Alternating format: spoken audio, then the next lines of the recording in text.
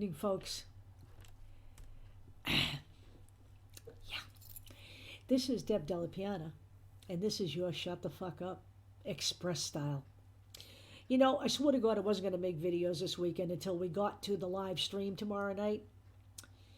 But I must say that what I have seen come across my screen since I got home from work has compelled me to take to the airwaves. First of all, I get into a discussion with some people tonight.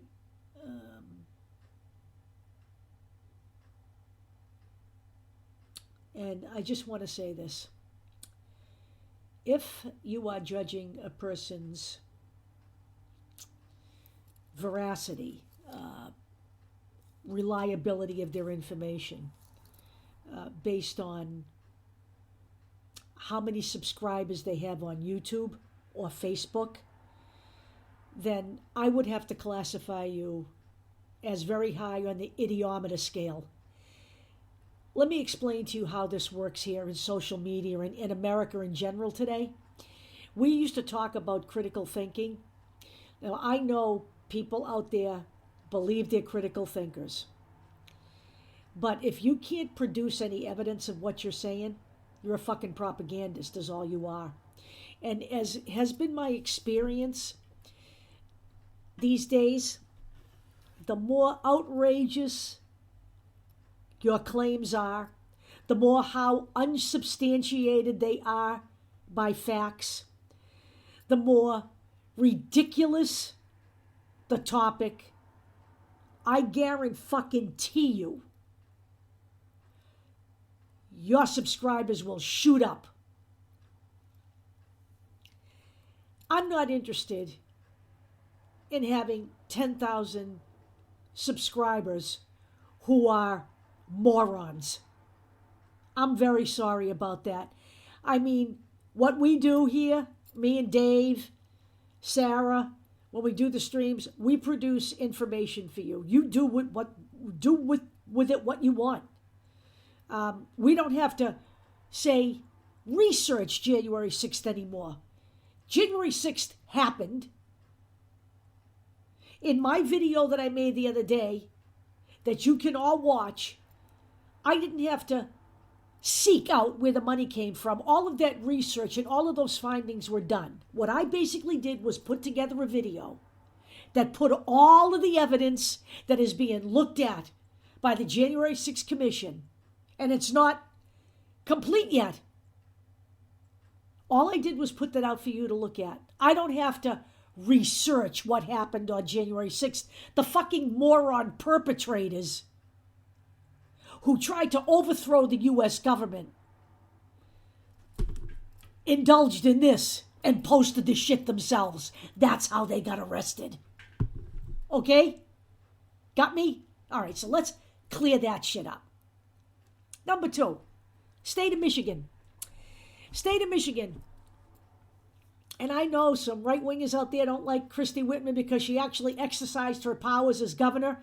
In her role as governor, part of her job is to protect the public health. I get all of that. Nobody likes their lives disrupted, but this is what happens when a pandemic hits. Okay? I'm beyond listening to people tell me this is fake. I'm beyond people listening to people who tell me the vaccine is going to kill more than the disease. We have almost 780,000 people dead in the wealthiest, most scientifically advanced country in the nation, and largely because the American people are fucking stupid. No nice way to say this. Sorry, you insulted? Tough shit. So now we have Garrett Soldano, who has been removed just about from every social media site for spreading lies and misinformation. Medical misinformation is not free speech. It endangers the fucking public health. Okay, so Garrett Soldano, who is an anti-vaxxer, anti-masker, anti-lockdown man, he is a chiropractor with absolutely no practical or educational experience in virology, infectious diseases, or immunology. Okay? He's a chiropractor. okay? Who, by the way, the chiropractic industry has been one of the biggest purveyors of medical misinformation since this thing started. And if you look up a lot of these chiropractors online, you'll find out why. They're all selling supplements on the side. Strengthen your immune system against COVID. Buy some wormwood today. I don't want to hear it, okay? So, Garrett Soldano now is out there claiming that with COVID infections rising in Michigan, Christy Whitmer is missing in action. Well, first of all, Garrett Soldano should shut the fuck up, because not getting vaccinated, not wearing a mask, and not social distancing is what causes cases of COVID. And we now have a new strain, and this is not going to change until enough people get vaccinated, and not just in this country, but around the world, okay? So here's how pandemics work. They have a new strain in South Africa, right? People get on a plane to go to the Netherlands. They were tested on the plane. 61 people of the 200 some odd people on the plane had COVID. That's how pandemics fucking work. It has nothing to do with recovery rates, nothing to do with deaths. Pandemic means it crosses borders, okay? This fucking pestilence is everywhere around the world now. They're having the same problem in Russia, okay? But for Garrett Soldano to go after Christy Whitmer at this point is so fucking disingenuous, because actually Garrett Soldano led the charge to have the GOP in the state of Michigan strip Christy Whitmer of her emergency powers, which means she can't react to COVID right now because he led the charge to take them away through the legislature. Understand what I'm saying here? So in New York, where we have Kathy Hochul, another female governor, who has already invoked her powers to prepare the hospitals for any influx that might be coming, Christy Whitmer can't do it. So Garrett Soldano, he's got no business running for public office. You know, I say there has to be a baseline for who runs and who doesn't run. It's no more just pick up anybody out of the fucking gutter or out of the chiropractic office and stick them on a ballot. Garrett Soldano is a loser, and he has created the very problem he is now bitching about in the state of Michigan, so he can shut the fuck up. Number 3 on my list tonight. Apparently, our little paragon of virtue, our greatest American hero, Kyle Rittenhouse, you know, the man who wants to become a police officer. He likes the police. So Kyle Rittenhouse,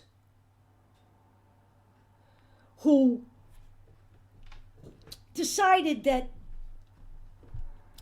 he should buy a gun illegally in another state, have a friend get it because he was too young to buy it, an AR-15, I might add, cross the state lines to get himself involved, protecting businesses of people he don't know, cleaning graffiti off walls, then shooting and killing 2 people and maiming a 3rd. Our little hero, Kyle, he's apparently set off a shitstorm among the Q-tards, because his first attorney was someone named Lynn Wood. Lynn Wood, who was a QAnon follower. Lynn Wood, an attorney, a QAnon follower. Donald Trump's attorney, who started all this fucking nonsense with the election being stolen. He says that Lynn Wood took advantage of him. So now all the Q-tards are in a tizzy. Should they follow Lynn Wood? Or should they follow Kyle? So here's my position. First of all, Q is a letter of the alphabet, okay? It is also the start of the word quack, okay? He doesn't exist except in the minds of the demented. You know, there were people in Dallas on Thanksgiving Day still waiting for JFK Jr. to come back and join the Trump ticket. I can't make this shit up, folks, okay? I can't. If I were a fucking writer, I couldn't write this. So now they don't know who to follow. They have literally, now they're in a civil war, the Q-tards. I can only hope they kill each other off, actually. I hate to say it, but, you know, let's get rid of some of the rubble. So here's the thing. Who do we follow? Why do you follow anyone? Why don't you follow information instead? Can't you think for yourselves? Of course you can't. If you could think for yourselves, you'd understand the Q doesn't even exist. Somebody's fucking with you on the internet. So, be that as it may, you know, we have defund the police, we have defend the police, and now we have the vigilante squad. You know what? I'm going to tell you something.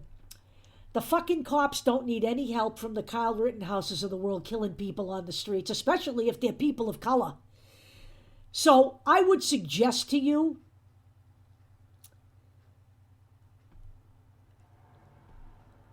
that you shut the fuck up, because I will never support people who carry AR-15s and look for trouble. That's exactly what Kyle Rittenhouse was doing. I don't care how cute he looks in a suit and how earnest he seems.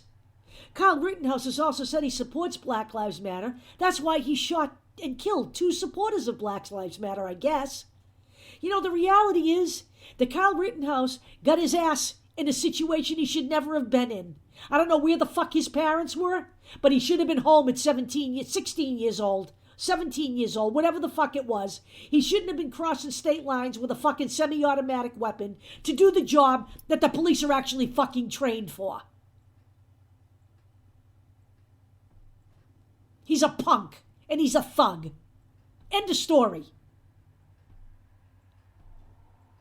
His little tearful display did nothing for me. Now, I believe the jury did their job. Okay? I do. I believe as the case was shaped for them by the judge, by the way, we'll get into that in a separate video, because we're going to go through all of that, all of his actions. I have been on juries. I have never seen anything like that, okay? Ever. We're going to go through that separately, okay? As the case was shaped and presented to them, I understand that they can't go back and look at how he got his weapons and how he got in that state. I get it. I'm not suggesting to you that I'm going to argue over the verdict right now. What I am going to suggest to you is that do not ask me to treat him like a fucking hero, because he isn't a fucking hero. He does not deserve a Congressional Medal of Honor. Now, he may seem like that kind of guy to the fucking Q-tard nutbags that Donald Trump left in office. You know, the Madison Cawthorns, the Matt Gaetzes, the sexual predator, and also Marjorie Taylor Greene. He may look like a hero to them. He's not a fucking hero. All right? He's a thug with a gun who belonged at home. I'm tired of fucking hearing it, so shut the fuck up. You tell me what good he did. He did no good. It changed nothing. It cost 2 people their lives. I'm done here. I'll talk to you later.